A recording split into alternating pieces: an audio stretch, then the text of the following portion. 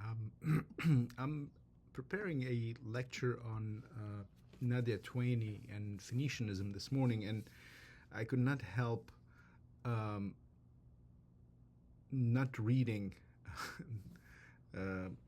this poem to you or not sharing it with you. It's titled Beirut. It was written in 1968, and that's what Nadia Twaini writes in French, but I'm going to read you my clumsy English rendition of the poem. And that's how she describes her Beirut. Be she concubine, she says, be she concubine, meaning she Beirut, be she concubine, scholar, or zealot, peninsula of noise, of gold and colors, a pink merchant city, like a fleet of ships adrift, scouting the horizons for the warmth of a seaport. She's 1,000 times dead and 1,000 times still living.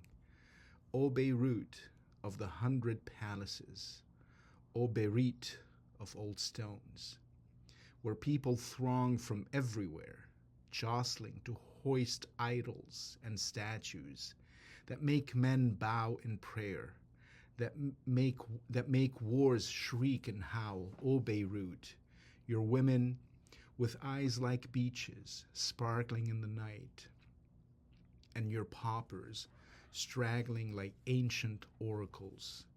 Here in Beirut, in every home dwells a different idea. Here in Beirut, every word is pomp and pageantry. Here in Beirut, people unload thoughts in caravans, merchants of the heart, priestesses and sultans. Be she pious nun or be she sorcerer, be she both, or be she the swivel to the portal of the sea, or the Levant's entryway, be she adored or be she accursed, be she bloodthirsty or be she holy water, be she innocent or be she deadly. Just the mere fact of her being Phoenician, Arab, or plebeian, just the mere fact of her being this Levantine of varied vertigos, like those quaint, delicate flowers, brittle on their stem, Beirut is in this Orient the very last shrine where mankind can still adorn its kind with a mantle of light. If you don't get goose pimples reading this poem as I have, as it doesn't transport you back to the Beirut of the Phoenicians, to the Lebanon of the Phoenicians, if you don't read this as an elegant, subtle nod to Lebanon's Phoenician native culture, I don't know what else would sway you. Let me conclude with this, a kind of longish quote from the conclusion of Gerhard Hearn's 1975 book on the Phoenicians. The Purple Empire, I think, is the subtitle of the book. It was published in 1975, I assume researched much earlier, but this is what he writes in his conclusion, in a sort of a summary, if you will, of the Phoenician Lebanon.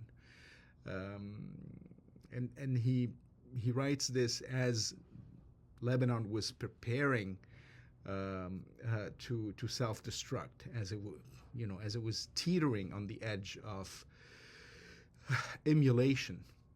So here's what Hearn writes. Anyone who goes to the Lebanon can hardly help noticing that he is in one of the homes of world trade. Now think back here to Nadia Twaini's poem describing Beirut as this pink merchant city like a fleet of ships adrift, scanning the horizons for the warmth of a seaport. So this Lebanon, continues Hearn, the smallest, most beautiful, and by far the most lively of the Eastern Mediterranean states. He doesn't say Arab states. has a few natural resources as the old Phoenicia that it inherited, and yet it possesses economic capacities which neither the far richer Iraq or Syria can rival. The streets of Beirut, the old Berytus of the Romans, which the Greeks called Bérytos. Again, Nadia Twain's poem sort of recalls all of these, the imbrications of the names of Beirut. Béryte of old stones, she calls it. This Bérytos, the streets of this Bérytos are packed with traffic. In its main shopping and strolling boulevards, everything is sold which can be sold, from French perfume to Swiss watches to genuine Lebanese hashish. The currency here is more stable than the US dollar.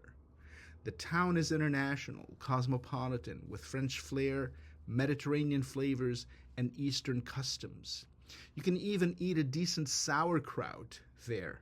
And that is something to say coming from a German. You can even eat a decent sauerkraut there. The people who live in Beirut are the result of an incredible mixture of races. Again, go back to Nadia Twain's poem. Her description of Beirut as concubine and scholar and zealot and sainted and deadly and Phoenician and plebeian and Levantine of varied vertigos, she concludes.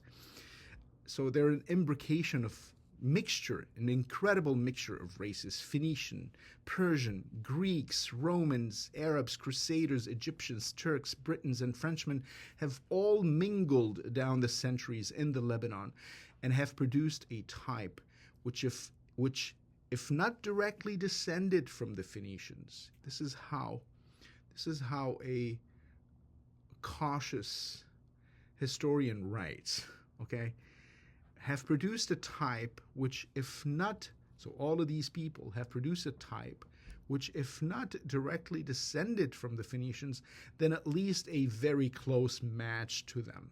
Courteous, sly, shrewd, elegant, eloquent.